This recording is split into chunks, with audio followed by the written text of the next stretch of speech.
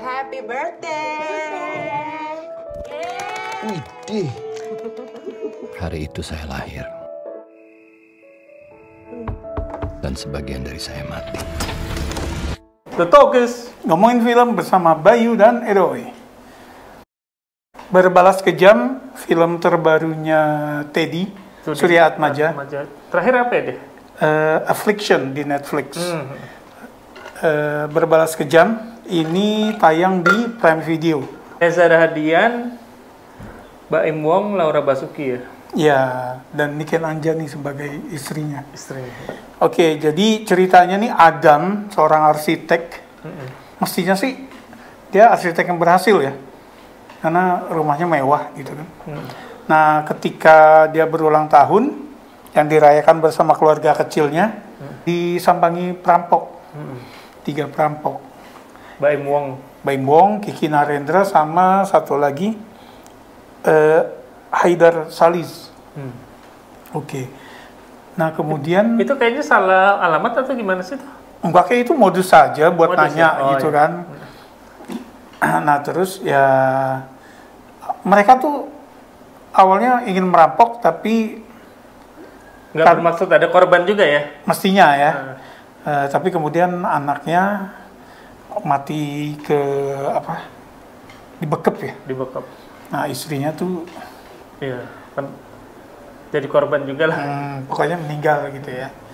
Itu memang pengalaman traumatis ya, karena di saat ulang tahun anaknya juga baru umur 8 tahun, masih kecil. Dia di Palu lagi. Iya, Jadi istrinya dia nggak bisa, maksudnya namanya di Palu. dia nggak berdaya, sementara berdaya. nggak pingsan juga, jadi dia menyaksikan dengan mata kepala sendiri gitu kan. Nah, fast forward 2 tahun kemudian dia tuh masih traumatis ya. Iyalah ya, wajar ya. Masih traumatis, nggak bisa kerja, akhirnya oleh temennya yang diperankan oleh Irgi itu direkomendasiin seorang psikiater namanya Amanda yang diperankan Laura Basuki. nah gitu. Nah, jadi gimana proses penyembuhan di satu sisi, kemudian nggak sengaja dia ketemu nih. Iya. Si Adam, Reza ini berperan sebagai Adam. Si Adam nggak sengaja ketemu dengan salah satu Dari 3 perampok yang menyambangi rumahnya itu ya. Kan dari judulnya udah berbalas kejam. Jadi kita udah tahu nih bahwa akan terjadi pembalasan. revenge. Revenge. Gitu ya. Gitu. Terus akhirnya dia setelah membunuh salah satu, kayak oh ternyata ini yang gue cari ya, gitu ya. Kayaknya gue hanya bisa sembuh kalau gue ngebales. Kan selama ini dia cuma trauma-trauma aja kan.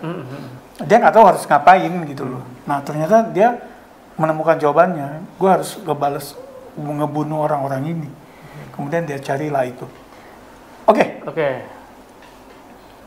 Jadi filmnya mah kalau menurut gue cukup oke. Karena 5 menit pertama nggak pakai lama, langsung ada sesuatu yang terjadi. Dimana kita peduli sama film itu gitu. Suatu peduli ada kejadian yang membuat kita penasaran. Menurut gue perlu nih film untuk nge-grab penonton Dari awal ya. secepat itu. Cukup oke. Apalagi Reza udah terbukti lah, siapa sih yang nggak tahu aktingnya Reza. Oke, Berbalas Kejam nih sebetulnya secara plot bukan hal baru ya. Bukan. Ini film yang memang udah ada template-nya gitu ada loh. template. Film tentang keluarga yang dibunuh, kemudian dalam hal ini laki-laki ya, si suami atau bapak Ya orang baik yang dipaksa untuk melakukan vigilante gitu. Nah, itu yang paling fenomenal adalah Death Wish ya. Charles Bronson tahun 72 74 gitu kalau nggak banyak salah. lah. Enggak, maksudnya itu ketika orang bicara oh iya, Charles Bronson. Enggak, tapi template yang sama juga dipakai oleh komik Marvel kan, The Punisher. Ya kan? Dia si Frank, istri sama anaknya dibunuh kan, kemudian dia dari orang baik-baik sehingga menjadi vigilante si The Punisher. Ini sama kayak gitu. Jadi emang nggak original ya, memang template sengaja sama romcom juga juga gitu kan. Yang membedakan tuh paling bukan originalitas tapi otentisitas gitu kan. Ada hal-hal baru yang ditambahin gitu. Nah, kalau di sini sih memang yang paling menonjol kalau menurut gue aktingnya Reza ya. Dahsyat itu. Apalagi kalau nonton sampai selesai, ini nggak spoiler ya. Shot terakhir tuh luar biasa tuh. Ya. Dia mengeluarkan berbagai emosi dalam satu shot. Gitu. Kalau menurut gua juga bukan cuman Reza nih. Ya, menurut gua oke, Laura Basuki nggak terlalu banyak, tapi yang agak gua terkesan Baim Wong. Baim Wong, masalahnya kita tahu lah Baim Wong kayak gimana, tapi ini dia kayak pantas banget jadi villain, jadi penjahat di situ. Gue justru nggak kaget Bay, karena dia sudah berperan bagus banget sebagai villain di film Jakarta Undercover. Iya, betul. Ya kan? Betul. Waktu itu justru gue ketika nonton Jakarta Undercover agak terkejut yang anjir bagus ya dia gitu. Kemudian dia muncul di Bebas, range-nya lebih kebuka lagi kan. Nah di sini dia ke Jakarta Undercover mode. Wah, mungkin bukan jagoan nih jatahnya dia. Walaupun tuh PH-nya dia ya, Iya. Tiger Wong ya. Ya ini produksi pertama dia. Oke, kalau menurut gue sih gitu ya.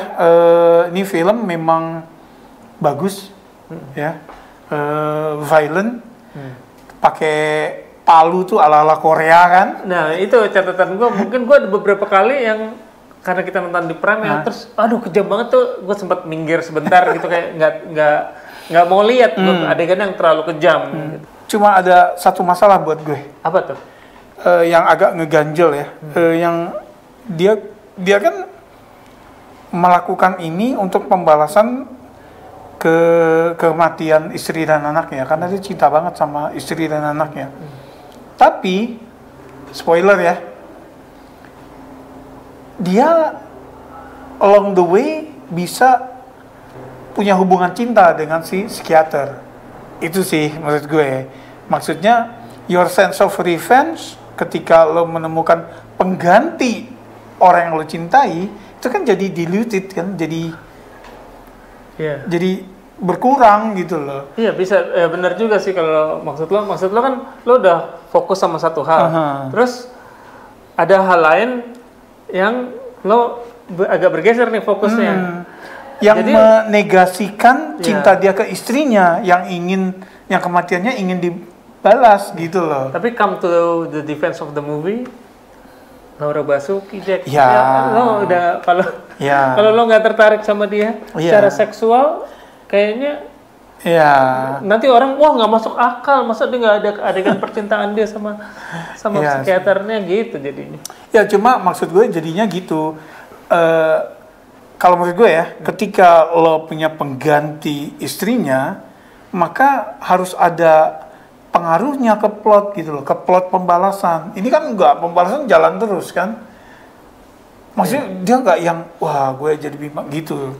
Terus satu hal lagi, dia kan nggak tahu kan waktu itu alasannya kenapa dia diserang gitu segala macam. Nah ketika ketemu dengan pelaku, ke satu, kedua, ketiga gitu dia ya. Dia udah nggak peduli dengan alasan itu. Nah kok dia nggak yang nanya apa salah dia? Gitu? Iya kenapa gitu loh. Karena kan itu untuk closure ya. Orang yang kalau menurut gue sih, ketika lo trauma, lo nggak ngerti kenapa anak istrinya dibunuh, lo pengen tahu kenapa lo pilih rumah gue gitu loh.